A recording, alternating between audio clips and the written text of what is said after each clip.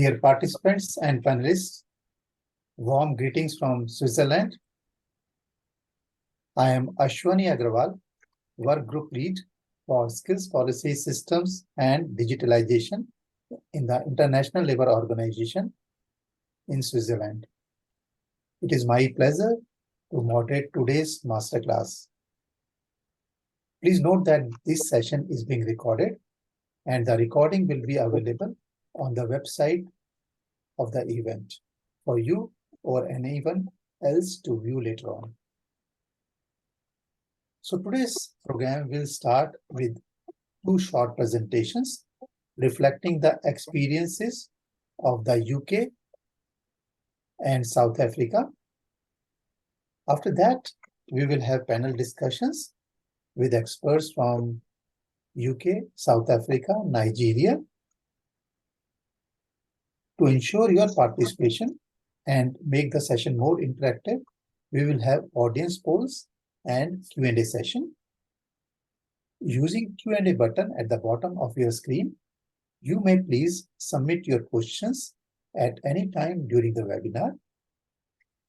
Please also mention the name of the panelist to whom the question is addressed. As common for the webinar format, participants' mics and videos have been disabled. You may kindly use the chat function to share any examples of innovative or good practice from your countries.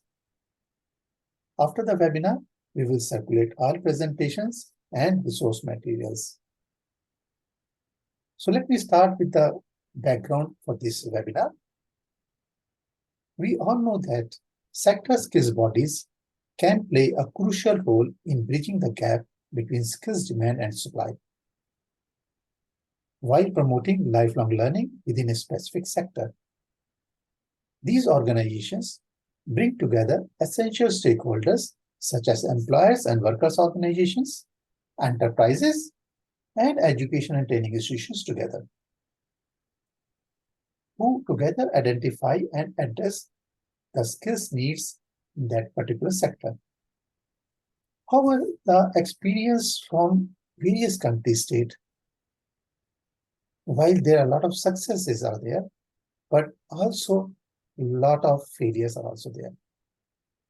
It is a bit challenging not only to establish, but maintain sector skills bodies. So this episode of Skills Bridge Masterclass aims to discuss these challenges and explore the 6 factors for an effective sector skills body. The discussion will draw on experiences from various countries, specifically from the UK, South Africa, and Nigeria, which have long-standing tradition of operating sector skills bodies. Therefore, the key issues that this webinar will address: one is analyze the performance of sector skills bodies, and second, provide policy guidance for countries planning to establish or strengthen their sector skills bodies. It is very heartening to note that participants from more than 100 countries have registered for today's event. It highlights the importance of this topic. Thank you to all of you for joining today's event. And once again, extend a warm welcome to all of you. And let us start with our first presentation of today. So our first presenter is Dr. Simon Perriman, former Executive Director of the UK Commission for Employment and Skills. During his tenure, a major reform of sector skills councils took place in the UK. So he will be presenting the evolution of sector skills councils in the UK and the dynamics and reasons behind the radical changes that occurred during the last decade. It is our privilege to have him here. The floor is yours, Dr. Perriman. Ashwani, thank you very much indeed. Well, good morning, everyone. It's an absolute privilege to have the opportunity to talk to you this morning about the journey that we have been on in the UK in relation to the development of sector skills councils, or sector skills bodies, as we now call them.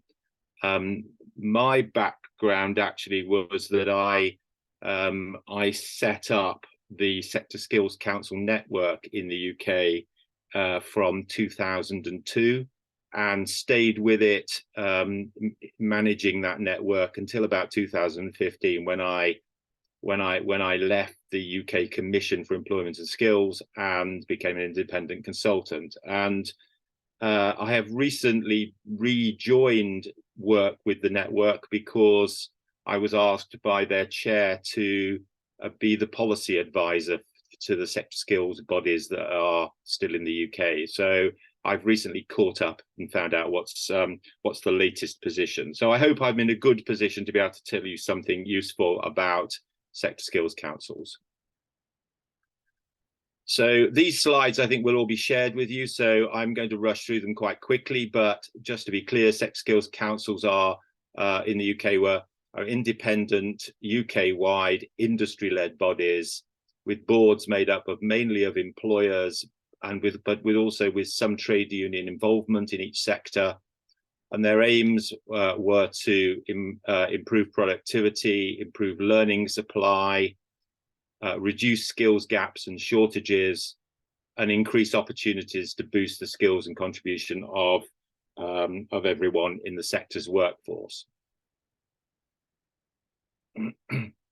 We have a long history of sector skills bodies in the UK, starting from 1965 when we established 29 very large government-owned organisations called industrial training boards. And they had a levy-based structure. They drew on a levy from each industry, covered a large proportion of the industries in the country, but it was a very heavy bureaucratic process and was very unpopular with the government, with the Mrs. Thatcher's government of the 1980s. And was all but I think two sector skills council industry training boards rather at that time, all but two were abolished. Only construction and engineering construction remained because their industries specifically asked for them to keep. We then had a sort of period of complete voluntarism through till about 2002 with a very large number of extremely small, weak and organizations with very little funding, and it was very, very unsuccessful. And then the Labour government in 2002 wanted to bring in a much stronger and more effective network, and they introduced a network of 25 sector skills councils, borrowing actually a bit from Canada and Australia in terms of the model that we used. And they were substantially funded to the tune of about £1.7 million a year each. So they didn't have to go finding money, and they were given a clear and strong remit to deliver services to their industry and to the government, particularly around occupational standards and labour market intelligence. And they were regarded, I think, as quite successful at the time. They were all licensed by the government, so they were given a strong role in the national skills picture.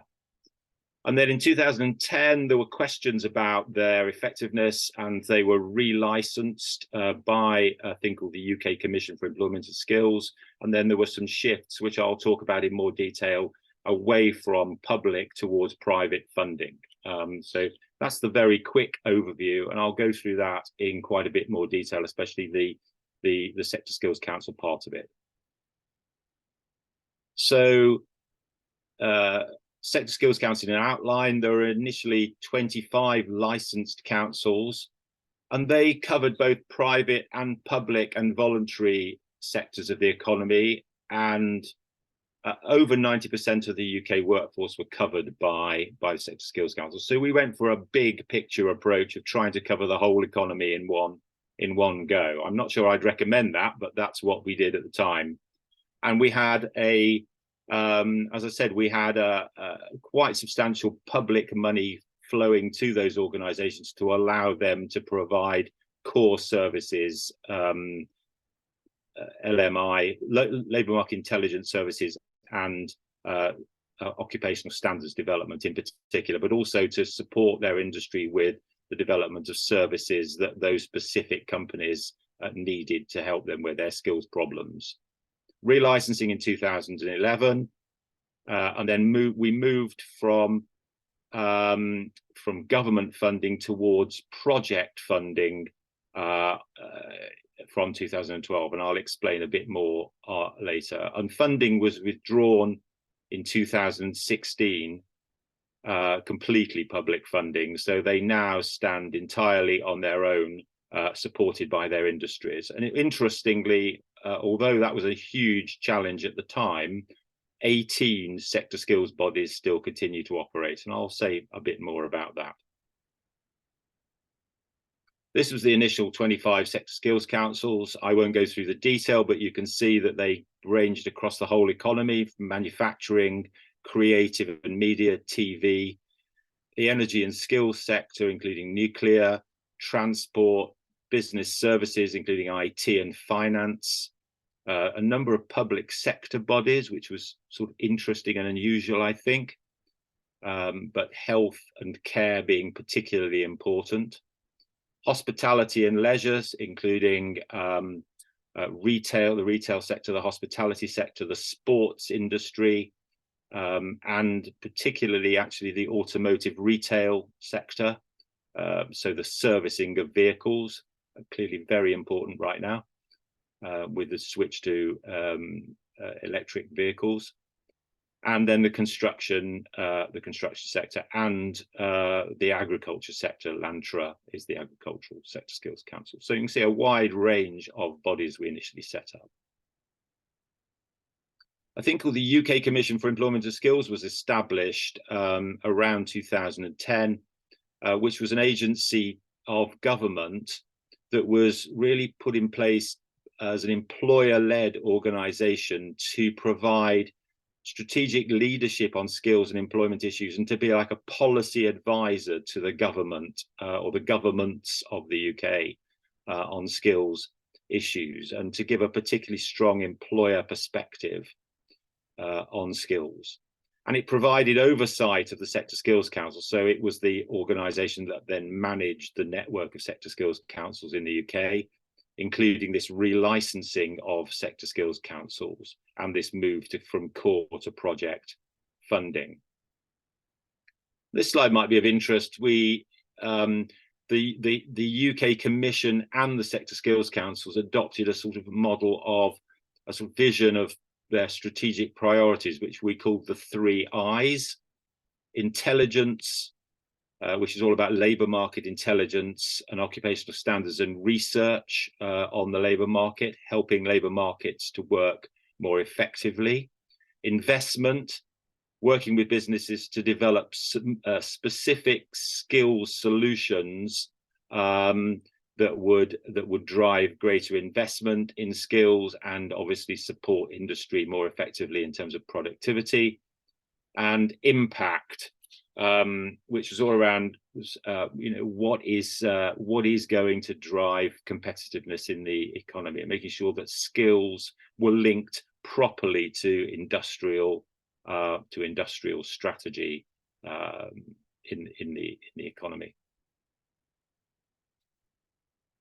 So I talked about relicensing, and we used sort of 3 broad areas to test whether sector skills councils were still being effective, because there had been some challenges by 2010 about whether they were being effective, and there was a view that some sector skills councils were really effective and really supporting the industries well, while others didn't seem to be having much impact.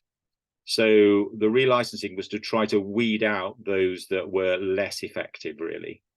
So we tested those bodies against, well, how good are they at providing authoritative labour market information for their sectors? How good are they at developing occupational standards and ensuring that the qualifications that flow from those standards actually meet employer needs? And how good are they in their broader role of engaging employers and helping to support and drive investment by employers in skills by developing skills solutions for specific skills solutions for those sectors that really made a difference, whether it was in the chemicals industry or the IT sector or whatever. What are the specific services that they provided to industry that went beyond the national provision of occupational standards and labour market intelligence? And then at the same time, there was a view that, and this was at the time of the government facing austerity challenges, so very difficult financial position. As you'll remember, it was after the crash 2008, finding ways to really cut down public expenditure wherever possible, and at the same time a sort of a perspective by what is now a Conservative government again, about believing really mainly in market-based solutions and not believing in giving public funds to intermediary bodies. So why are we spending money on sector skills councils when we should be just giving money to the frontline services that we need to make a difference in the economy? So big challenges on why we should give any public sector money to sector skills councils. So the UK Commission developed a model to try to transition from full public support to no public support over a period of 2 or 3 years, and to encourage employers to pick up the responsibility for funding these organisations. And we did it in sort of 3 steps really. The first was we did keep some public service core services funding, public money to support standards and labour market intelligence work, but we shifted it to basically, instead of just giving the money to the sector skills councils, they had to bid for it in terms of projects to enhance the skills in their industry. So they had to come to us with propositions saying we really need to develop this for our industry, and these propositions, these projects were tested against each other, and only the most competitively successful ones got funds. And then we shifted from giving the money not just to sector skills councils, but also to other industry bodies who came forward with successful and interesting proposals. And then the final step was that employers had to come forward with proposals for skills development programs, and we gave the money to groups of employers like the aerospace sector, the vehicle manufacturing sector, the nuclear sector, the film sector, and they could then use a sector skills council to help them if they wanted to. So you see we're kind of on a journey from just giving public support to sector skills councils to sector skills councils only getting funding if they can prove their value to their employers. So it's a very tough time, a very tough regime. And you can see from this slide, well, what happened was actually that quite a lot of sector skills councils remained. So engineering, pharma, and chemicals, the creative sector, skill set, which was the TV and film sector, energy and utility skills, the IT sector, which was eSkills and now called Tech UK, and health care, automotive retail, sport, construction and agriculture all survived actually. But you can see there's a list here who actually either lost their license in relicensing or closed because they were too small or just couldn't get sufficient employer support to keep them going. But interestingly, since this time, so over the last 7 or 8 years, a number of new organizations have also become part of the network, and they're sort of in niche sector areas that were not adequately covered previously, and have sort of found a particular place. So you can see in fashion, food and drink, and so on.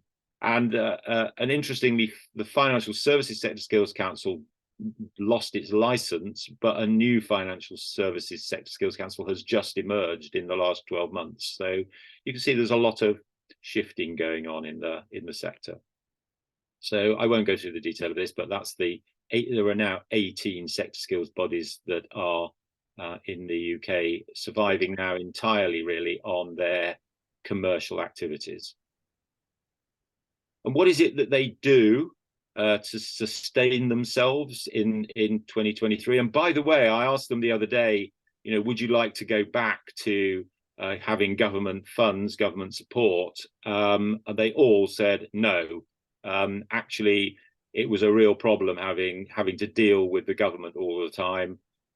We actually like the new arrangements much better. We wouldn't want to go back from being private organizations now.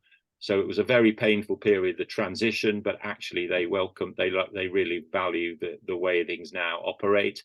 And you can see they provide a number of services. So some of them are actually membership organizations. So they take funds from their industry on a yearly basis. So the companies become members, register with them.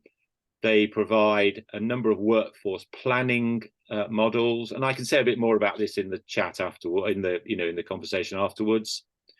They do still a lot of work on developing apprenticeships and apprenticeship standards and qualifications, including now at degree level. We now have a levy for apprenticeships in the UK, and they do a lot of work with their companies on helping them to use their levy money effectively. There's a shift towards digital badging and skills passports that companies are very interested in, and they're working on that.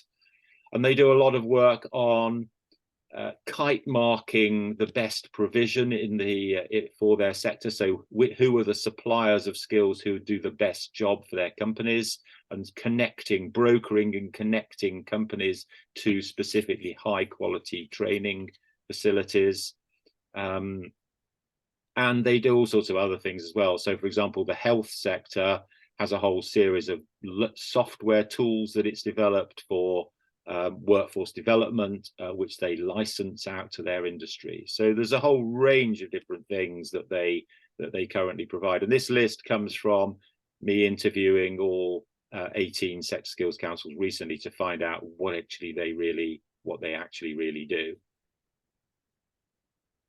Lessons that we've learned. Well, the number of sectors, I don't think there's any right number, but my recommendation would be to pilot first in 1 or 2 sectors and then expand on success. Scale and boundaries. UK define their sector skills councils. We define them by standard industrial classification codes, so that we made sure that they didn't overlap with each other. So I would recommend that at least you do that. Essential to have strong and committed employer boards, and they must be employer-led organizations, in my view, and employers have got the real authority to shape and drive the performance of the organization. And I believe we made a really big mistake. We did not use existing industry bodies for our sector skills councils, but I would recommend now that you should do that if you have industry bodies, industry trade associations, for example, that already have real credibility. Industry leadership is essential. The chair and the chief executive and the technical expertise of the organization are the most important factors, in my view, in their success or failure. And we think industry co-financing should be a requirement, at least co-financing. So industry should be paying at least a good proportion of the cost of these organizations. They should be innovative. We should be pushing to make sure that they're not just doing standards and labor market intelligence, but they're really trying to find industry skills solutions to push productivity and competitiveness of that sector. And we should be really clear how we define success and then give them the time and space to work. One of the problems the UK has always had is it tends to dig things up by the roots just as they're starting to flower. Always a bad idea. Give them a bit of space to actually get on and tackle real industry skills problems. So it's a rush through this. I hope it's been helpful. I'm very happy to take questions later. Thank you very much indeed. Thank you very much, Simon, for excellent presentation. You have clearly demonstrated that while there's success with sub-sector skills councils in the UK, but it was not uniform throughout all the sector skills councils. Some were functioning well and some were not functioning at all. And how you have also demonstrated how the reforms over a period, starting from, say, these were established in 2020 years, more than 20 years ago, and how reforms have changed them from public funding to self-financing. And now with the self-financing, you are saying that they are able to survive, not only survive, but are able to even function slightly better than maybe the previous ones also. You have also... They are, but actually what I forgot to say, and it's really important, is they actually work well with their industries now, and they are quite well supported. They're much smaller organizations than they were when they had public funding, of course. The big challenge is that the sector skills councils are not now properly recognized by the government. So they do a lot of work behind the scenes for their industry, but the frustration is that they are no longer licensed and they no longer have a seat at the national table. And we are working really hard to get that back for them. Sorry, I interrupted you. No, thank you. These are good points, and we'll take up these issues when we have the panel discussion. So we'll take up some of these issues. And thanks also for summarizing some of the success factors and also changing roles of a sector skills councils from core functioning to taking some new new areas of growth, innovation, policy advice, and other issues also. Now, with this one, first of all, again, I like to welcome the participant who joined a bit late now. We are seeing we are approaching the number of 350 online participants. With in current atmosphere, when many webinars are struggled to get even 50 participants on board, it is remarkable that we have now 350 participants on board, which shows the love and affection, and it also shows that how satisfied are with this kind of our masterclass series, so that they repeatedly join all our programs. Thank you very much to all the participants. Just I'm also looking at very active chat where you are greetings and communicating with each other. Yes, all the present, I'll again restate, all the presentations and materials will be shared after the webinar is over. And the recording of this webinar will also be put on the website, and we will share the link also of the website so that you can access later on also.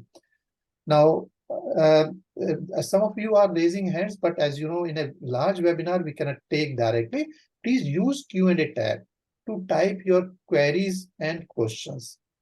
Now, with this one, I will request my colleague Tommaso to share the first audience poll. Let us see, as Simon has said, while in the UK, there is to a great degree, there is success with the sector skills councils or the sector skills bodies, what they call now, but still it's not uniform through for all the sector skills bodies. So let's see what is a view of participants from various countries, what they think about in their countries. The question is on your screen is, to what extent are you satisfied with the performance of sector skills bodies in your country? And there are 5 options are there. Please click one of them.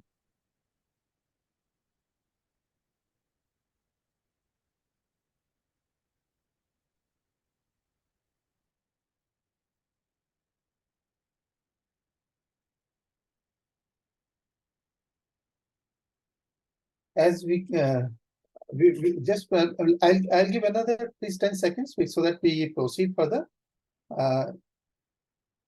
Please quickly choose one of the options.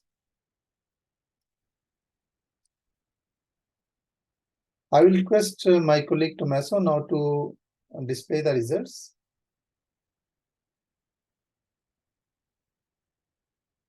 So we can see on the screen, on your screens,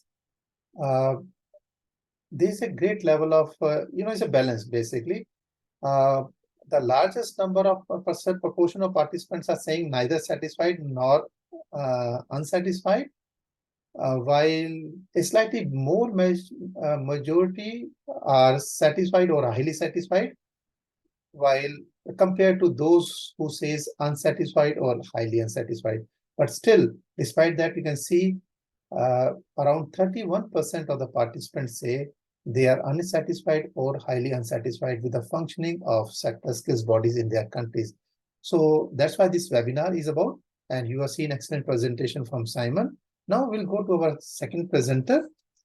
He is is Dr. Thabo Mashogan.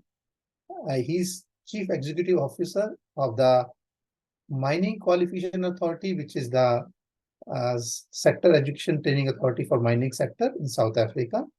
He's also the former Chief Executive Officer of the National Skills Authority that provides the minister advice on SETA landscape, skill strategy, as well as its implementation, monitoring, and evaluation. SETA means Sectors Education and Training Authority. These are the sector skills councils. These are autonomous, independent sector skills councils in South Africa. So, Dr. Thabo will present an overview of the evolution, challenges, and success of SETAs within South Africa. It is our privilege to have him here.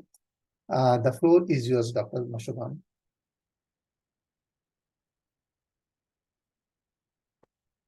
Thank you very much, Ashwani, and thanks to Simon for the wonderful presentation. Great to present after you have lined out what's happening in the UK. I myself was really learning one or two things here. So I'm going to be taking you through the presentation, as Ashwani said, and thank you very much for inviting South Africa to participate in this Skills Masterclass. I will simply run through the outline as indicated, the evolution, starting with the evolution of the sectors, education and training authorities in South Africa. These are skills councils in South Africa. Now, as you can see, I mean, there were quite a number of similarities from the previous presentation. That is pre-1994. We all know that South Africa got its independence and democracy in 1994. So pre that period and up until 1999, South Africa had industry training bodies, similar to what Simon presented. And there were quite a few of those bodies which were independent, employer initiated and driven. And in the challenges is they were disjointed, disconnected. One body would not necessarily recognize the standards or even the qualification from another body. Those are some of the challenges, and the systems in terms of working with employers across economic sectors. It was a challenge. So in 2000 to 2005, we then saw the establishment of the first SETA landscape with the establishment of about 25 SETAs. And now these were grouped according to the economic value chain. I mean, there could be options as to how you really categorize SETAs, but that's the choice that was taken. And we also then realized that it must be supported by a particular strategy. You know, Simon mentioned one of the body which was like an oversight body in UK, in South Africa. I didn't really emphasize it here, but we had the National Skills Authority, as Ashwani said. It's one of the bodies that I actually served for a number of years, which is in charge of providing advice to the minister as to how SETA is established and the consultation processes, as well as the strategy that then supports the SETA. And we then moved to 2005 to 2010, where we then saw the second landscape. Now, this was after intensive consultations with employers and all other stakeholders. The agreement was that let's then reduce seaters from 25 to 23. Just to give you an insight there, we had the first landscape, the agricultural sector having 2 to 3 seaters, primary sector, secondary sector. Now some of those were then amalgamated or merged. So this was also supported by the second strategy. Now the strategy is informed by the needs of the country.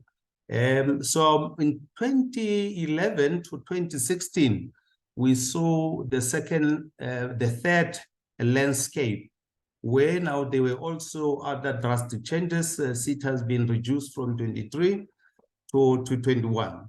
Number of seaters were also amalgamated, brought together.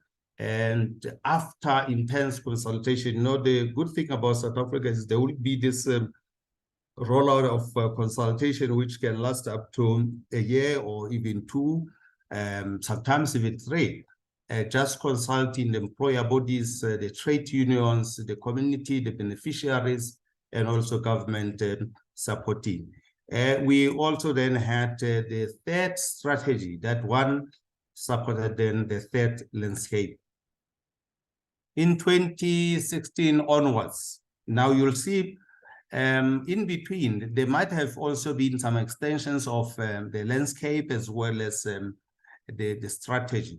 So since 2016, we then had the fourth landscape, that is after the period, with 21 seaters. So there was no change. The reason is the National Skills Authority advised the minister to say, after intensive consultation, our view is that we may need serious changes going forward, but then we don't want to be in a hurry. Therefore, allow seaters a space of about 10 years instead of a 5 years relicensing period.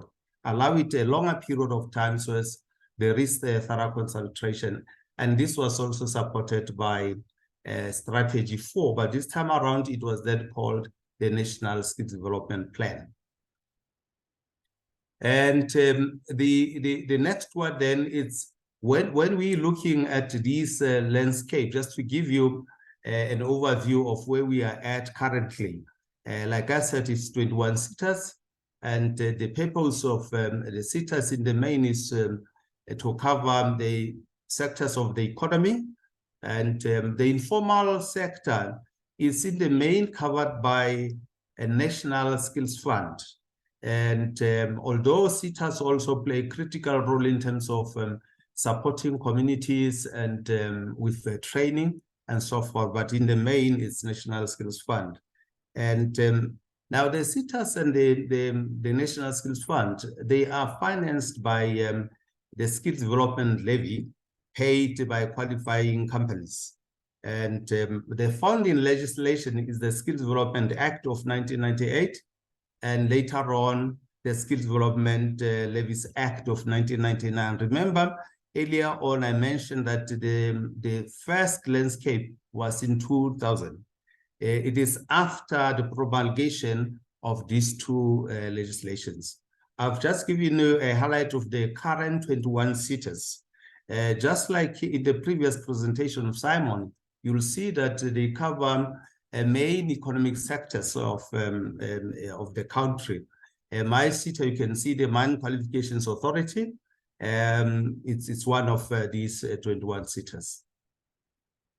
Now, in terms of the purpose and the why we do some of these things, the seaters in the main, they oversee skills development and training within a particular industry sector, developing and implementing sector skills plans as part of the National Skills Development Strategy. And now this can then include describing the trends in each sector, mapping skills demand and identify priorities for skills development.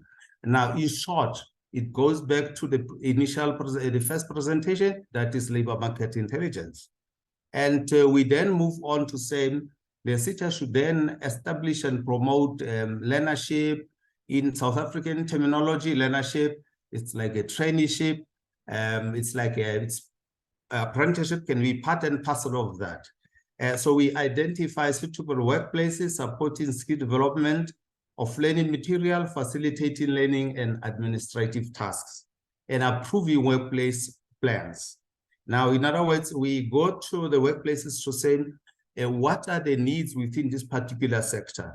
After receiving their reports, the annual training reports and the workplace skills plans, then the SETAs will then analyze and develop what we call sector skills plans. Now, the entire sector, for an example, it could be the mining and mineral sector. Then we now understand the needs of that particular sector, and we can then plan the programs as well as support that sector accordingly. And we also have to monitor the education and training in the sector, as well as liaise. Remember, I spoke of the National Skills Authority, which is the oversight body advising the minister. Now, in terms of, just give you an example of the structure of SETAs, it's similar to this. This is for Mining Qualifications Authority, but all other SETAs, the 21 SETAs, will have something like this. Our government department, it is the Department for Higher Education and Training. But like I said, this is mining and mineral. In South Africa, we have a department and a ministry called Mineral Resources and Energy. Now, that's our line function department, although we are governed legislatively by higher education, all 60, because they are seen as a part of training and education. So you will then have the board having an independent chairperson appointed by the minister. You'll have a representation of employers, employer bodies, a representation of trade unions. You'll have also state represented. In other words, in our case, it could be a person coming from a Department for Mineral Resources and Energy, because we need to understand their needs. And from time to time, we say, let there be a representation from the community. So this is plus or minus how the governance structure looks like. And then that governance structure then will, of course, have committees that will then be advising the board. Now, in the main, you'll have remuneration committee. In some other instances, you'll have human resources, audit and risk, finance, executive committee, and governance and strategy. So this is basically how the structure of a SETA in South Africa looks like. And you'll have a CEO, of course, with the rest of other executives and staff.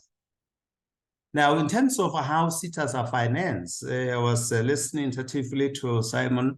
Yes, in South Africa, we started with the training industry body, which were financed directly by a particular grouping of employers within that particular training or economic sector, but these were smaller. Now, after 2000, they were now becoming bigger because they then had to be grouped into one, like you have seen.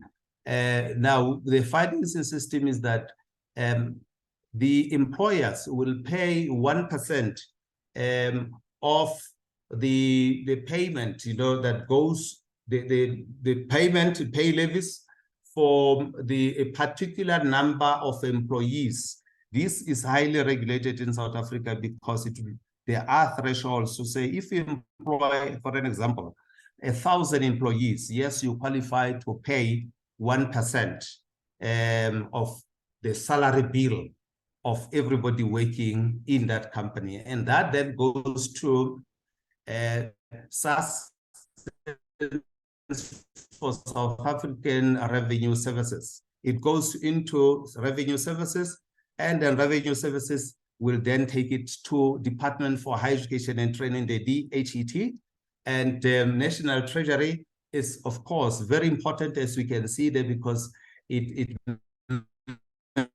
manages and it monitors what is now internal. Then the Department for Education and Training is going to be sharing that, for an example, for mining and mineral sector, all companies will pay, and these companies, they pay according to the SIC codes Simon mentioned standard in industrial classification codes. This is how we know they're given codes. And now SETA will get 80%, and the other 20% will go to National Skills Fund. Now the SETA internally is going to make this breakdown of how it uses the money. 10.5% it will be for administration costs, and we have what we call mandatory grants. When the employers bring back their workplace skills plans, we give them 20%, and the rest of the money will be for other programs. It's quite, it looks like complex, but per se, it's quite easy. And what you see as QC2O there, it's a Quality Council for Trades and Occupation.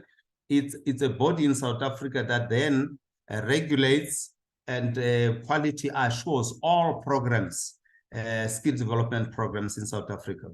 I've just given here just a highlight of the performance of SETAs over a period of time, because we all develop what we call sector skills plan, the SP standing for strategic plans, and the APP standing for annual performance plans.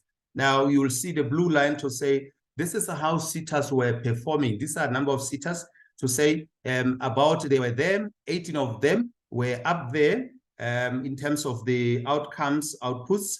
And if you follow the graph, you then see that performance has been going up and down in terms of measurement. And these measurements are done through the Department of Higher Education and Training, as well as by the National Skills Authority. And I will not actually talk to every line, but I'm simply giving some highlights in terms of how SETAs are performing. It has been up and down, but lately there has been an upward growth in terms of performance by SETAs.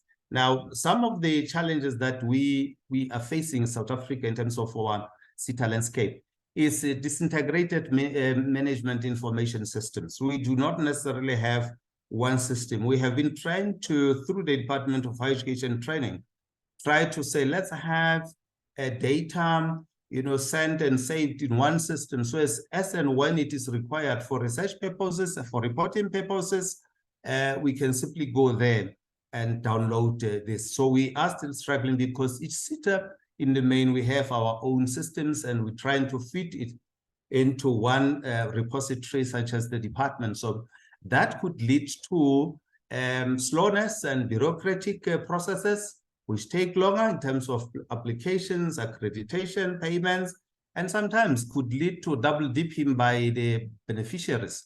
One learner may apply to mining qualifications, and at the same time later on, then he applies to another SETA. So it will take long to pick up that this learner is actually benefiting from one or two of the SETAs. So this is a challenge in the system. And secondly, SETAs are faced with limited financial resources in a pool of much need.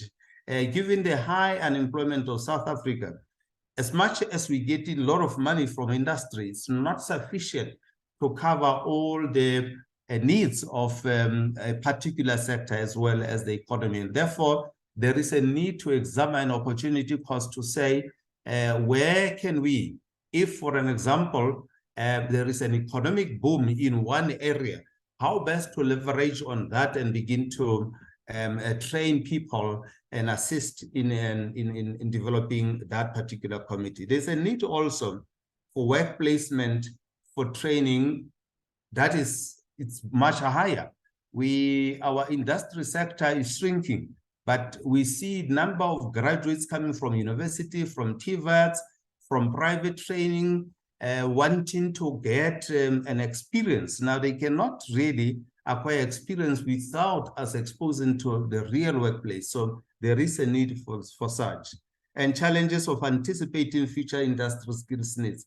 As much as we try almost for labor intelligence, but it seems like we do not really get it right. We are forever lagging behind the needs of industry, because industry is driven by productivity and as well as civilization changes that are happening rapidly. Now, SETA knowledge and skills gap. So there are no special programs to prepare or equip SETA employees. We recruit people from everywhere. So they may not necessarily be cadership for the sector. We all know if you want to be a teacher, you go, there's a teacher program. But for SETAs, we grab people from everywhere, and that also becomes a challenge in terms of slowness of inefficiency and ongoing need for industry expert decision making or influence in the body. For an example, we have employers, we have trade unions. Sometimes you do not necessarily get the real principles of industry. They then delegate and send probably junior representatives, and these can also be challenges because they may not necessarily be champions. Now, if you are to establish a skills council in your country, I mean, you need to know and understand the industry training culture and what informs it. I agree to Simon to a great extent in terms of what he said, but understand, the landscape of your country in terms of its economy. Align the conceptualization of the skills council to government strategy and plans on the economic growth. Because if you don't do that, you may not really garner support from government as much as you may be struggling from your own industry. So try and create a serious balance between the two. Also define and analyze prospective role players and stakeholders who are going to be your role players in that particular skills council and who are the stakeholders. Also involve prospective and role players and stakeholders through advocacy and consultation and buy-in. I've already emphasized South Africa consultation is a big thing. You don't just go forward without roping in and ensuring that people are on board. Develop a suitable model for skills council for your country. Your country's needs are different from South African needs, and therefore try and come up with the best suitable model. Verify whether there is a need for a national master skills plan. In our instead, we use a national skills development strategy, but we are also saying there are other bigger master plans in South Africa. Now the thinking is how best to really articulate the needs of a country at the highest level, but as well as attending to our states or rather provinces needs. Ensure a suitable funding model and then strengthen planning, monitoring, evaluation and reporting system. This is very critical if you have to sustain your funding and ensure that there is impact, and establish good governance and accountability mechanisms. Thank you very much. Thank you very much, Dr. Thabo, for the excellent presentation you have, and also you have given not only given the evolution of the SETAs in South Africa, also discussed how they are organized, what are the key functions, what are the challenges, and also you have given very good advice from your experience in terms of the countries who wants to establish or strengthen sector skills bodies. Now, with this one key point which is coming from both Simon and Thabo's presentation is that sustainability of sector skills body, sustainable funding model. While what we have observed, the funding model is changing in UK, and there is a lot of debate also in South Africa also. So let's have our audience poll, next audience poll, where let us see what participants think from their own, all the participants are also experts from their own countries. So let us see how they see how a sustainable funding model for a sector skills body can be done. Please launch the poll, please.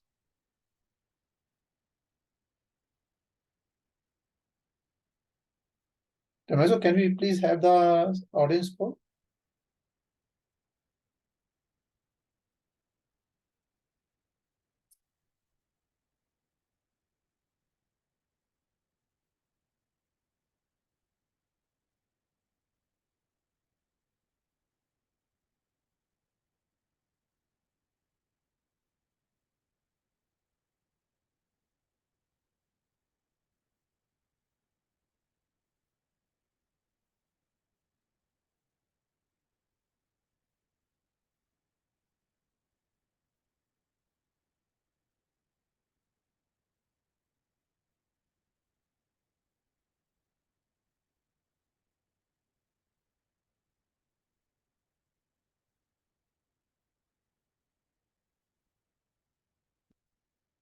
So let's stop the polling now, and please show the results, please.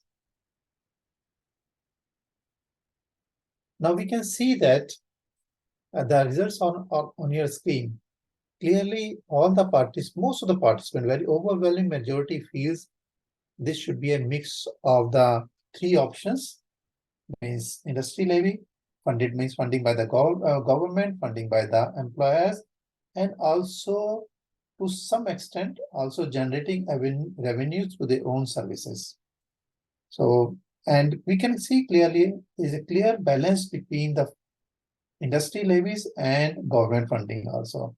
So that means our participants clearly think that funding has to be shared between the government and industry, while encouraging sector skills bodies to also generate their own revenue by providing value-added services to the industry as well as to other stakeholders also. Thank you with this one.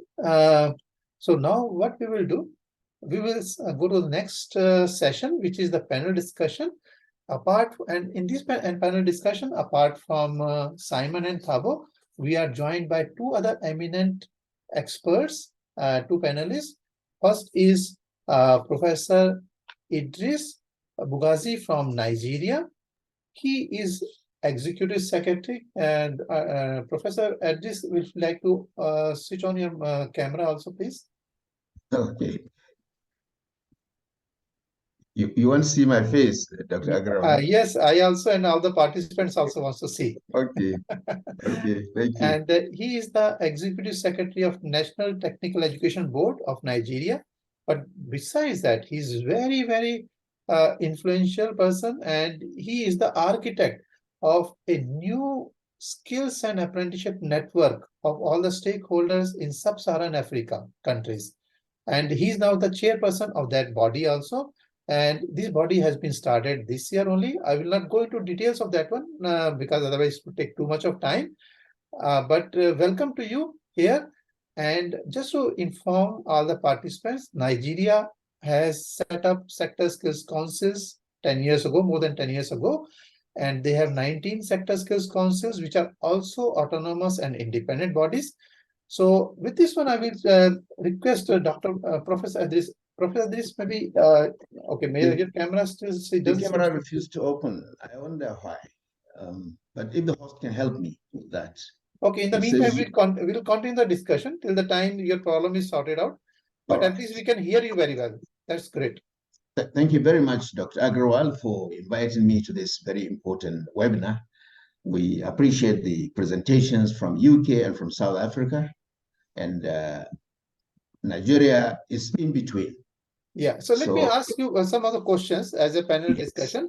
So will you like to elaborate what were the reasons for setting up sector skills councils in Nigeria?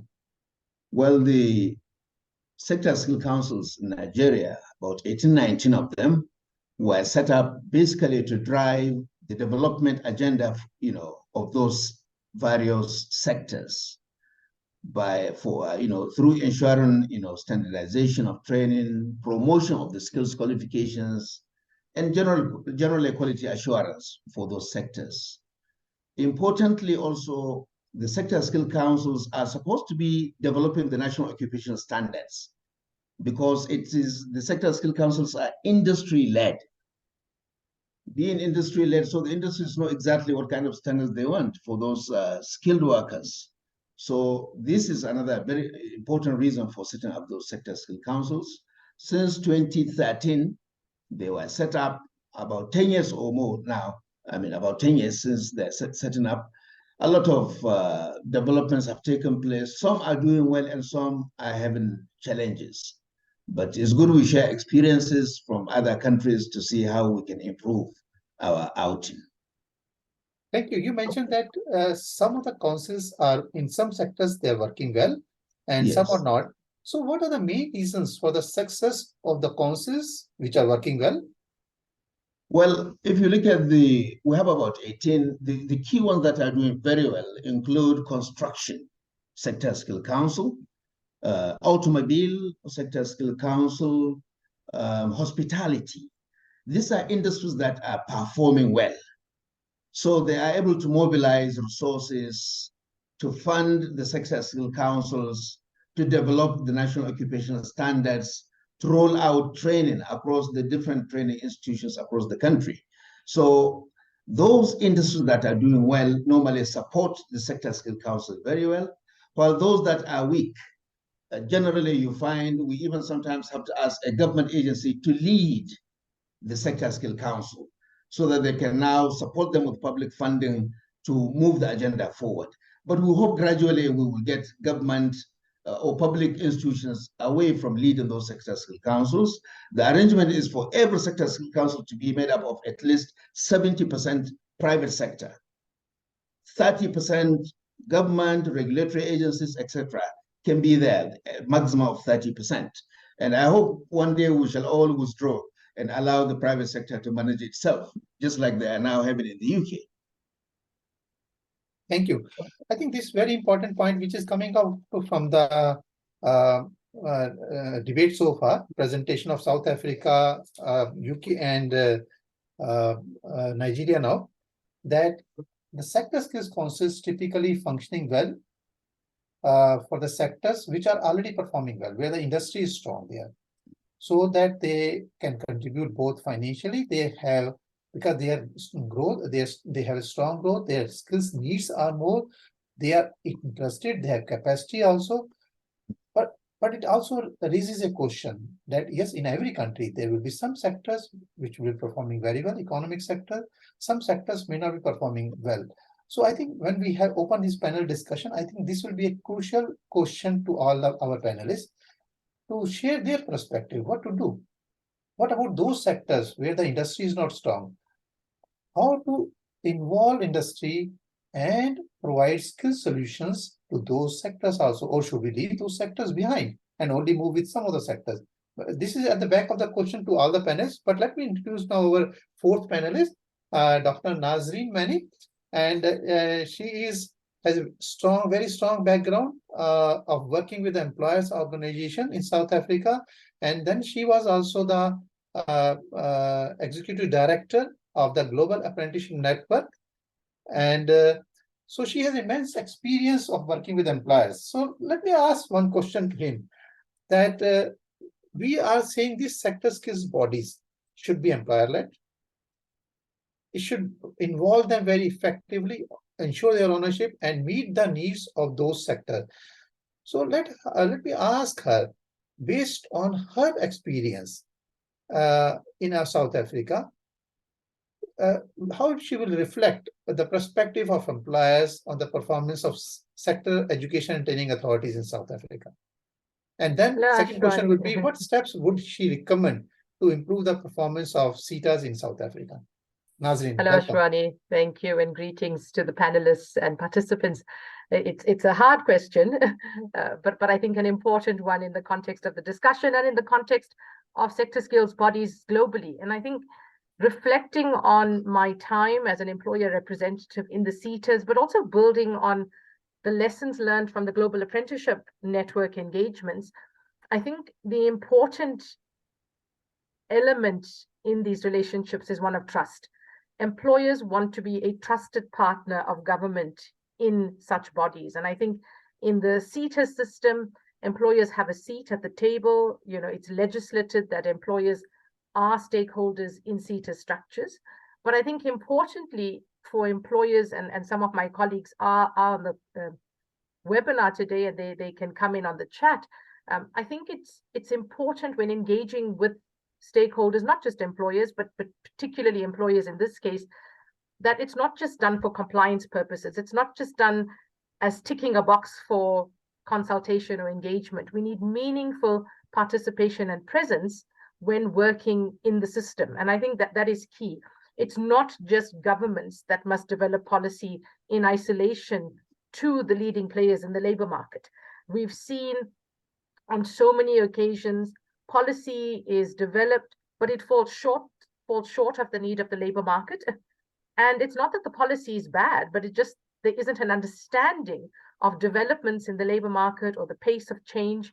And I think, importantly, as I sit back today and reflect, I think I want to emphasize that the employers that I have been involved in the different SETAs, and even as a member of the National Skills Authority, are committed to partnership, are committed to engagement to strengthen the sector. And it is important to build on that interest and that commitment. Not just bring employers in when you need something. Really engage with them, participate in the program development process, in the curriculation process. And I know, things like developing curricula is highly specialized, it's pedagogical, but it doesn't mean that you can't bring in industry experts. And I think given the rate of innovation, and Simon spoke to innovation, and Thabo mentioned the developments, in terms of needing to respond to the labor market, it's critical that you bring in the employer representatives. Those are the technical training people, the operations people who understand the productivity needs, the output needs. But Thabo also made the point about business leadership being present. And I think that is something that we've been able to see in our role, and particularly in the GAN role, having business leaders present, having them vocal about the value of apprenticeship, about the value of vocational education, really has a strategic value in terms of shifting perceptions, in terms of shaping business policy as well as government policy. And I think, that is something we've been involved in from a South African perspective. I've seen it play out in other countries through the GAN work. So I think I want to leave it on that note, that it's about partnership, it's about engagement, it's about collaboration. Thank you very much, Nazreen. I think what Nazreen has pointed out, important point, we all talk about always engagement of employers, industry is very important. And I think she has, from her experience being part of the employers, has given some clear tips. Business leadership, top business leadership, involvement of them. Unless they are, once they are convinced, naturally the whole company personals will be available to work on these systems also. And also, she also highlighted the operational people has to be participating also. Real technical persons who have the knowledge of those functions and performance functions, they have to be also participate in this one, and meaningful participation. So that, thank you, Nazreen. We'll come back to you again on this one. I still request you to be, I think the last question which I asked, specifically how the performance of SETAs can be improved. We'll come back to that one, but now I'll move to our next panelist, Simon. Simon, UK has an interesting experiment now, where, and that has happened also perhaps when you were there also in the in charge of the things or facilitating the things also. And you have said how the UK, the funding has shifted from the government funding to self-sustainable model. And as you have seen in our audience poll also, that audience has not favored only the self-sustainable model. Means they, perhaps the audience are coming from very vast different background, not only from developed countries, from many other developing countries also. And then they see a mix of funding, modeling should be there, which involves government funding, funding from the employers, and also revenue generation. How do you see the future of UK when currently the sector skills councils are self-sustainable? Do you think this is going to last? And also, what do you think? What will be advised to other countries? Yeah, They can be sustainable without government funding? Yeah, thanks very much indeed, Ashwani.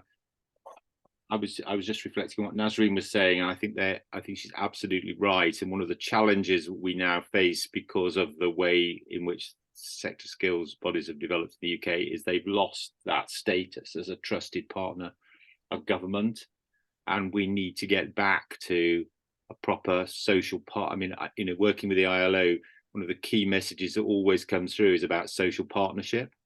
And so, interestingly, the sector skills bodies in the UK are now talking to the opposition parties very actively about what might happen if the opposition parties get into power in 18 months' time or whenever.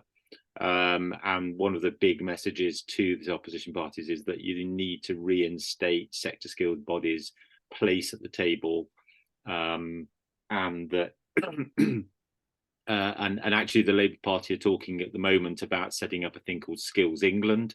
I'm not sure they really know what they mean by that, but it would be a new national body, not that different, I suspect, to the UK Commission, which was a great pity in my view that the UK Commission for Employment Skills was lost as an organisation. But it would be a social part. You know, we're really pushing for them to make it a social partnership organisation with seats at the table for sector skills bodies. So, and on the funding, yes. So it's good that employers now back their sector skills councils in a number of sector skills bodies in a number of sectors. Of course, you know, that means that there's not a universal coverage of across industry, and so you know that's a big risk. And the big missing piece, I think, in the UK right now and for several years actually has been the lack of skills planning. And you can see that everywhere you go in the UK. We've got terrible skills shortages that have emerged post-pandemic, particularly actually in some of the public sector areas. Health and care, I would point out as being particularly bad. And there's actually a new workforce development strategy in care. But can you believe, you know, we haven't been planning to train enough doctors, nurses in the UK over the last 10 or 20 years? That's just, you know, unforgivable, really.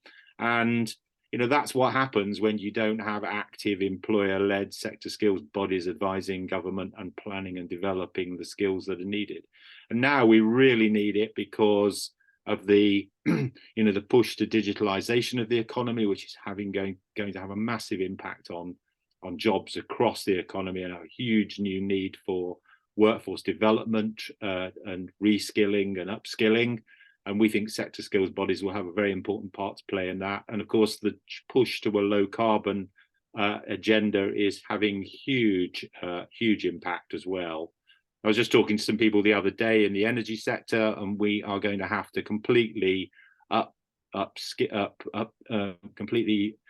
redevelop our whole skills power system in the UK. And so there's massive skills development needs in putting in all the new power infrastructure to power the electric car infrastructure. All garage mechanics going to need retraining so they can even touch an electric vehicle, let alone work on it. You know, everywhere you look across the economy, there are huge challenges. And so if we ever, you know, so I think to be honest, I think the solution is it's good to have employer sponsorship of sector bodies and putting, you know, and their ownership of the sector skills bodies is really important. The industry really feels it's their sector skills body. So it's good that they put money in and it feels like that's strong. But I think we need public money to support development of new products and services and to keep the infrastructure alive and thriving in the UK. So a mixed economy, I would advise, it would be a sensible. Thank you very much, Simon, for this one again, which again aligns with the audience poll and what all the participants also feel. A mix of funding models should be there. Now, before I handing over to my colleague for rest of the questions from Q&A, let me ask one last question from the Thabo. Thabo, you mentioned in your presentation also that the funding is inadequate despite the levy available to them, and particularly some of the SETAs are financially unviable in some of the sectors also. So what could be the alternate mechanism? Do you have any suggestions that how the funding can be boosted, particularly for those SETAs in which they do not get enough levy grant? Thank you very much, Ashwani. Yes, indeed, there are challenges of funding that is across all SETAs in the main, but then there are particular, skills council SETAs that are very strategic to the economy of the country. For an example, in the agricultural sector, very, very critical for food security.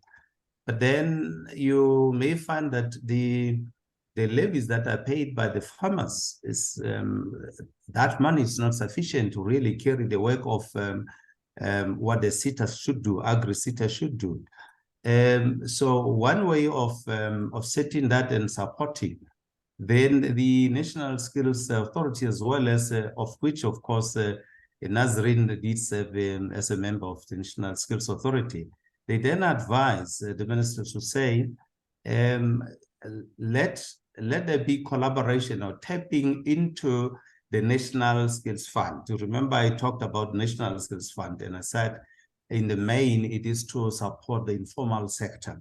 So there is collaboration and partnership and funding that comes from the National Skills Fund. But over and above that, some of these SETAs are also getting additional funding, voted funding from line function departments. It will not be much, but it's one way of also assisting.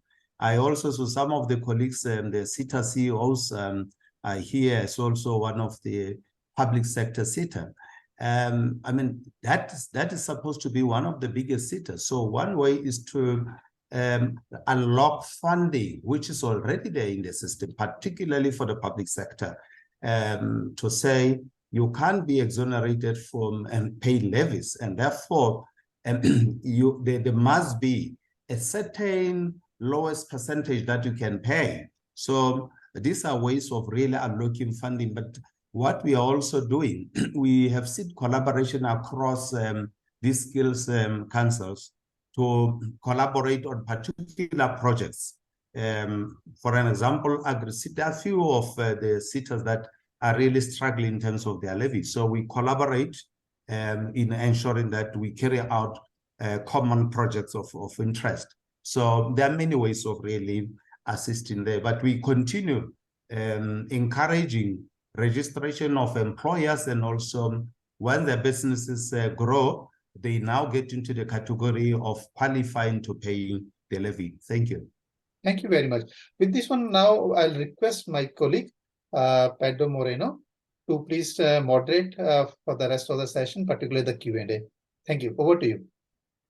Thank you very much, Shwani. There's been quite a lively participation in the Q&A board. Some of the questions have already been addressed by the participants. I think just following up a little bit to what Simon was saying, there was an interesting comment from Australia in which there was a clear probing into, given this trade-off of autonomy and having a seat at the government's table, what is the ideal and solution in governance terms? Was it good to move from committees to autonomous sector skills bodies? So this is an interesting comment. I think Simon has already commented a lot around this, but it is an interesting, challenging aspect.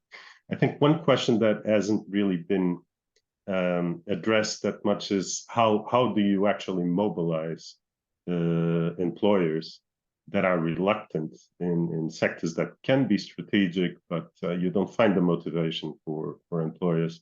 And you might have composition with a lot of small and medium enterprises, which makes participation even a bit more difficult. I think this is sort of across the board question, and I would ask you just some telegraphic answers because we are really short on time now.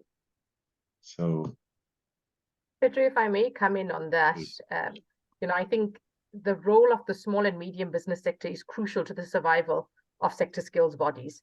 But we tend to focus on big business because they're perhaps more accessible. But rightly so, getting small and medium businesses involved is key. One, for placement of learners, for training. Two, for access to additional funding.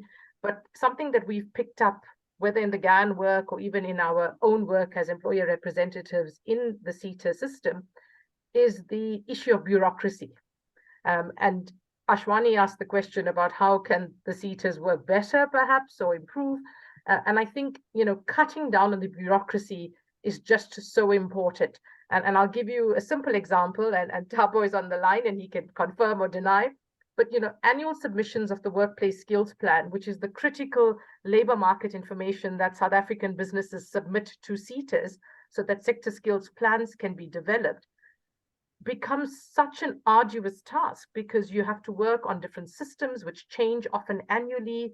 They're highly labor intensive, which means, you know, a one-man business or one-woman business can't necessarily attend to that kind of administrative requirements just to submit a few statistics. So, you know, how do we cut out the bureaucracy to encourage participation? And by the same token, how do you have funding flow to the SME sector to encourage participation is going to be key.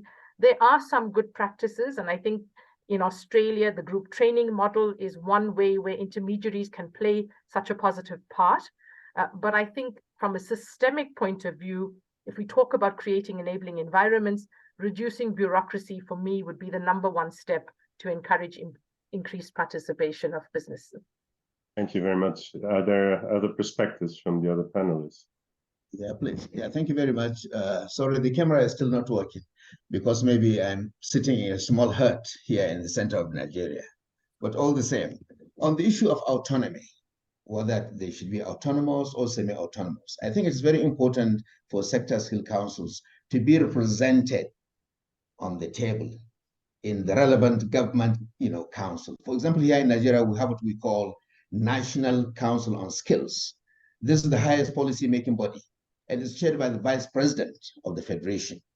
And the sector skill councils are represented because they have a committee of sector skill councils, so the chairman of that committee represents them on that highest policy-making body, the National Council on Skills. So it's important they are represented so that policies evolve that are relevant. Then secondly, on the issue of, capacity building, we have not addressed that much. Within the Sector Skill Council, you have what we call the awarding body. The awarding body for the new Sector Skill Councils, we notice, are generally weak in Nigeria. They don't have what we call the EQM, the external quality managers. Just like you have the QAAs, the quality assurance, assessors, you have the IQM at the training centers, you also need the EQM at the awarding body level. So in Nigeria, what we're attempting to do is we are putting cluster of those awarding bodies to form a committee so that they can now do their functions jointly. This will enhance capacity building, and gradually within AR02, they can go solo. But at the moment, that's another key challenge. So capacity building should be looked into, and this is one solution we're offering in Nigeria. Thank you. Thank you. This issue was also raised during the Q&A in terms of how you do reinforce the capacities of also the secretariat of the sector skills bodies. And I think there will be a lot. Simon, do you want to? Sorry, I didn't mean to cut across you. So on SMEs, actually, I mean, one of the big advantages of the sector skills councils, rather than our current arrangements in terms of occupational standards development, is that sector skills councils were charged with ensuring consensus in their industry before any new standards were approved. And that included involvement of smaller organisations, and we've lost that now in England. We still have it in Scotland and Wales, but we don't have it in England, and that's a real loss. Actually, it's not helpful at all. I totally agree on the bureaucracy point. I think the UK has been quite good on keeping the bureaucracy under control. So when we had the project-based approach in the UK Commission, it was very slick in terms of the way it was managed and organised, and very few delays. So, using electronic tools basically for submission of proposals, and just very quick approval processes are really important.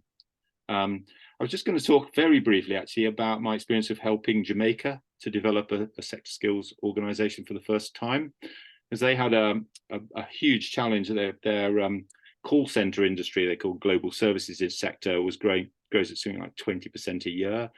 Huge manpower problems, and particularly supervisory problems, because they were just sticking people into supervisory jobs without any training and not thinking it through properly.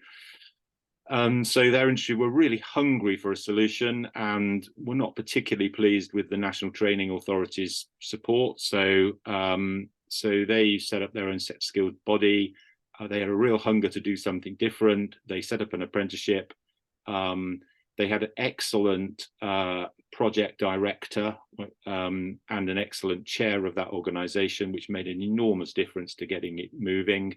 And it's been a tremendous success with something like 15,000 people now going through programs for them. And now, because it's been really successful in one sector, they now want to move into manufacturing and logistics and other sectors and move into higher skills work. So it seemed to me like quite an interesting recipe. Used a bit of external expertise to get it going, but then have increasingly built their own capacity to do the work. And you know, starting small, getting an early success, and then building on that seemed to me to be a very nice way for a smaller country to actually make progress. Thank you very much, Simon. Do you answer actually to Pedro, just can I just intervene? We are approaching the near the ending time, but considering the considerable interest and some more questions coming in the Q&A tab, let me first ask the panelists whether it will be okay to extend the time by 10 minutes. Are they available to continue by 10 minutes? Okay, Simon is fine. Nazreen? No problem. Okay, I can see most of the panelists are fine with this one. Fine. And I will request a participant. I know we should finish in time, but in case you have some other engagement, you feel free. But those who wants to stay back for another 10 minutes will close in 10 minutes, another 10 minutes time. And also I request the panelists to also have a look at the Q&A tab also. There are some questions which are specifically addressed to in the context of South Africa or the UK. And we have many on the panel, some experts from South Africa. I request all of them to kindly look on those questions. And it's not necessary they have to answer only the questions related to South Africa, because all of us are experts. So please, whatever questions you can answer, please answer online also. And then I request Pedro to take another 5 minutes, and then before we go for the closing one. Thank you, please. Thank you, Ashwani.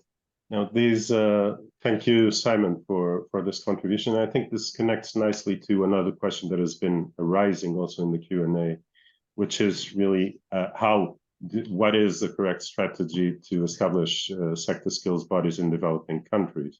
Are there specificities? Are there issues need to pay attention to? And I think one of the issues that has been raised constantly is the fact that you have very large informal sectors that have a significant weight in the economy. So I would ask, Tabo actually started to speak about that. Would you have some perspectives to share on this? No, thank you very much, Pedro. The informal sector, I think the strategy, maybe linking up this question to the earlier question that the panel members responded to, which in the main I agree to issues of bureaucracy and other challenges. But then, in order for us to grow the informal sector, that's why the South African strategy has been the establishment of the National Skills for a separate funding agency to then assist the informal sector, formalize the informal sector. In other words, professionalize them, ensure that there is issues of capacity are taken care of, and entrepreneurial skills and related other skill sets that are taken care of. So that is the strategy. But after the second landscape, we also realized that it's like the strategy is very slow. So what then happened is all the skills councils in South Africa were then required through government to say, in your strategy, one of the targets should then be focusing on small SMEs. I mean, as small to medium enterprises, to say, rope them in, assist them. Now, the strategy has been, as much as you asking for work skills plans from the big, large employers, also ask small employers who do not necessarily qualify to pay the levies to also submit their training reports, their plans, so as you also consider their needs when you plan and when you budget. And there are those funding windows that then goes to say, we will then gradually develop SMMEs into medium enterprises, big enterprises. It does take time, but at least there is a strategy in place to say how best can we then assist to formalize the informal sector with regard to training and building the economy. Thanks. Just a point, one point to add, Mr. Moderator, with your permission. Yes, the informal sector in sub-Saharan Africa is more than 80% of the total. And therefore, we cannot ignore the informal sector and skills development. I agree with what he has mentioned from South Africa. But more importantly, I think Sector Skill Council should engage the informal sector. We should try to identify their challenges. They are master craft persons. Let's give them RPL, recognition of prior learning. Let us certify them to whatever appropriate level they belong. And their apprentices training, undertaking training under them should also be given, we should roll out, proper skills training, and the awarding body should give them proper certification. I think this is the way to grow the informal sector, formalize it, standardize it, ensure that, occupational standards are followed. And with this, we can be able to feed a lot of these infrastructural projects taking place across sub-Saharan Africa. Otherwise, today, sub-Saharan Africa is importing a lot of skilled labor from outside the continent, while we have a large chunk, a large number of the informal that requires only some little bit of formalization for them to feed into these projects. So that is why we even established the SASASNet, the Sub-Saharan African Skills and Apprenticeship Network, which was mentioned by Dr. Agrawal. He was there during the lunch. And we hope, the Sector Skills Council will now drive the agenda of formalizing the informal sector wherever we are, because we cannot ignore them. They are a large chunk of the economy. So I hope, our Sector Skills Council on this platform will take, a cue from that and try to see what we can do to improve to formalize the informal sector through, RPL and other interventions. Thank you. Pedro, if I may just quickly, yes, this is an opportunity. This is an opportunity for us to innovate. We think of innovation as only being in highly complex technical sectors, but we can take the whole process of micro-credentials to the informal sector. We can use that process of developing chunks of recognized qualifications towards final attainment of a full qualification. And perhaps that might be the easiest way to approach what is a complex problem. And I had a colleague the other day say to me, we often think that complex problems need complex solutions, but they don't. And I quite agree with her. I think sometimes we have to just dial back and simplify and take baby steps in these responses. Thank you very much, Nazrin. An excellent last contribution. And again, raising another hot topic, which is the micro-credentials and what role. This could be another full discussion. So Ashwani, I will hand it over to you now. Thank you very much to all the panelists so that we can have some final closing statements. And thank you. Thank you very much, Pedro, and also to all the panelists for their very, very insightful presentation and thoughts which they have presented. Because the engagement of employers in the whole skill system is the most crucial one in its success, particularly if we have to produce workforce as per the needs and demands of the industry. The industry has to work together with the private sector. And that is the biggest challenge in most countries, that there is a disconnect between the two. And sectoral approaches are one of the very important and successful means, because it is more easier to bring together, identify employers in one sector, their sectoral bodies are there, bring together and work together with private sector.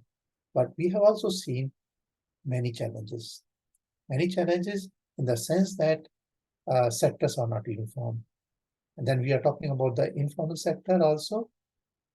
And we have seen the financing issues, we have seen sustainability issue. I don't want to summarize because we have our eminent colleague from UNESCO, Hiromichi Katayama, who is going to do this job.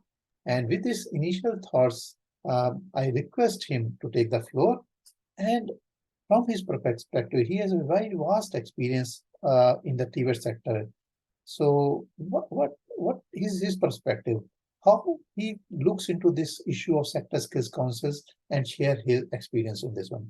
Welcome, Hiromichi, please. Okay, thank you very much. Thank you, Ashwani, and also the everybody for sharing a very rich perspective and the discussion on this important issue. And thanks for inviting UNESCO to say a few words at the closing of this important webinar.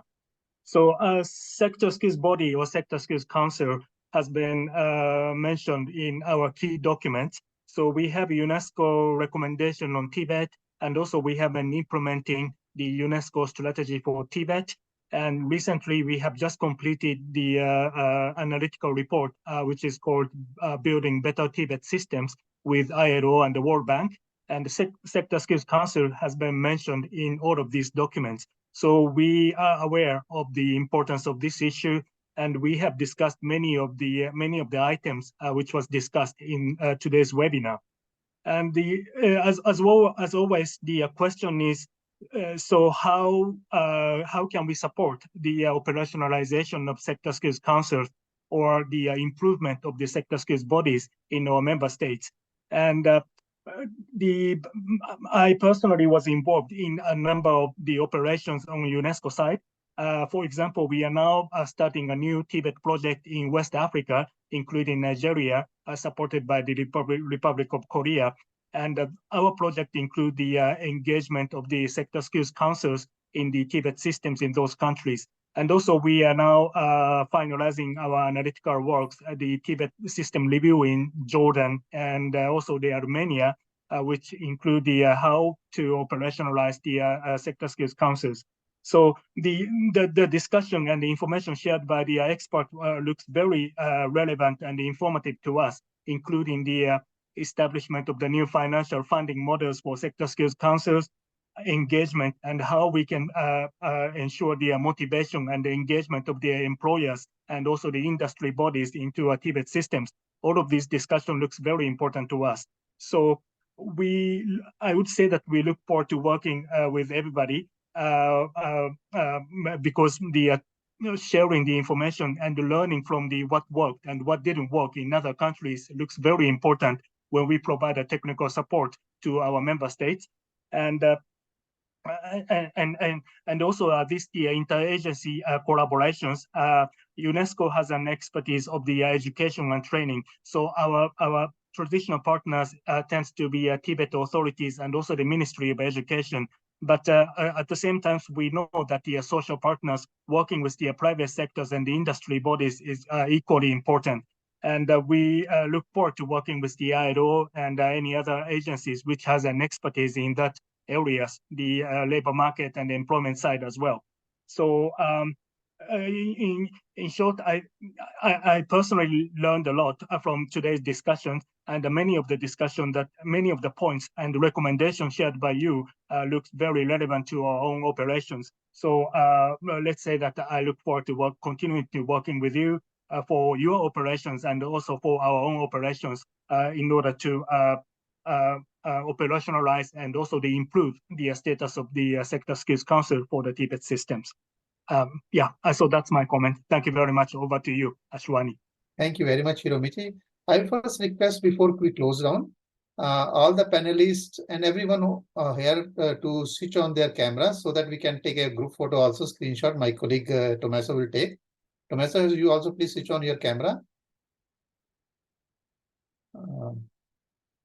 I know, unfortunately, today we cannot see the photo of the Dr. Idris, but I'm sure there will be some other opportunities. If other colleagues who are Moloko and Zolisa, if they would like to switch on their cameras also, please feel free to switch on the camera. And Tommaso, please take some pictures so that we can share with everyone. And also I'm seeing some of the comments in the chat. I reconfirm that yes, the video recording is available and it will be uploaded on the website of this event. I'll also request my colleague Tommaso will shortly paste the link in the chat so all the participants can copy that link. It will take at least a day or 2 days before that video will be available because there's a process, but you can note down the link. We will share by email all the panelists presentations. We have 2 presentations. So, and you can see many of the colleagues have pasted links to the resource materials, which are quite rich. So you go through after even the webinar is over, you can go through this chat and share, copy paste all the links also, this one. And I also once again thank all the, first of all, to our participants for their continuous love and affection, which makes us also, keep motivated basically. And we try our best in this Skills Bridge Masterclass series to take up the most burning issues and bring the best experts from all over the world, share those knowledge, share their experiences, and try to come up with some innovative solutions. And just to inform you, following this one, this year we will be working on coming up with a guide and policy brief on sector skills bodies, because this is an emerging issue. We have discussed today, focused more on the councils, which are independent bodies, but we have not also discussed other forms of sector skills bodies, which are like committees. In some countries, their committees are there, which are not autonomous bodies. What could be the other mechanisms? I think we have to explore more in details as is coming from the today's discussion. What are the sectors? How to define the sectors? As we have seen from the UK to South Africa, then when they started with higher numbers, and they are gradually coming down to, for example, in UK, it has come from 25 to 18. In South Africa, 25 to 21.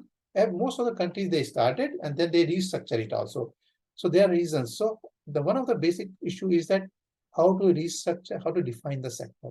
As one of the clue was given earlier by the Simon also, aligning with the SIC code, but in UK, but those codes may not be available. Similar codes system may not be available in many countries, so that could be a challenge. But I think it's very important. Another thing is coming, how to address the needs of the informal economy, informal sector particularly. Very good suggestions came. Professor Idris, Thabo specifically, I think highlighted. I'm sure there are other panelists also. So when I'm mentioning a particular name, which comes immediately to my mind, it's not that others are not mentioned. So like having a national fund, which provides funding to those sectors and those particularly where industry is not very active. Professor Idris also mentioned about some other interventions, RPL and other things also. So these are some of the crucial issues, council versus committees, but it's not only 2 options. To me, it is a continuum between a completely independent councils set up by the parliament to advisory committees, but there could be many intervening models could be there. Depending on a particular country's needs, a particular sector's need, even in one country, there could be different mechanisms also. There could be independent councils, there could be committees for something. But then issue is also, what about the oversight body? In the UK, we have seen there used to be UK Commission for Employment Skills, which was the oversight body. In South Africa, there is an oversight body, but it's an advisory body. So the issue is that, is advisory body very effective? Or what could be the oversight body? Another question coming, some participants are coming in some countries, because industry is not very strong, so government takes the lead.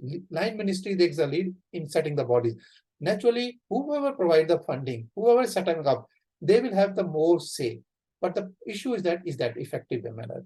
How the government model can be there while government is funding, but keeping an arm's distance from those councils. One of the example, though we are not taken from India, is there, where the funding is primarily from the government, but then funding is coming through different means. They give initial grant, but then for regular functioning of the sector skills councils there, the sector skills councils are also acting, competing, they're taking some programs funded by the government and implementing that one. In that way, they are also getting some revenue for them also, so which is sustaining them. I'm not saying that's a perfect model. It's a perfect, it could be a very good model also. But point is that each country has to consider their own circumstances. What is the motivation of various stakeholders? But in any case, the industry leadership is always important. And one of the point when we say, we try to use an ILO word more in industry leadership, because industry is composed of both two partners, important partners, employers and workers. While we use the word many times employers, we should not lose the fact that workers' organizations are equal partners. They also have, if in many countries, what is happening, it is only the employers who are there and trade unions are not there.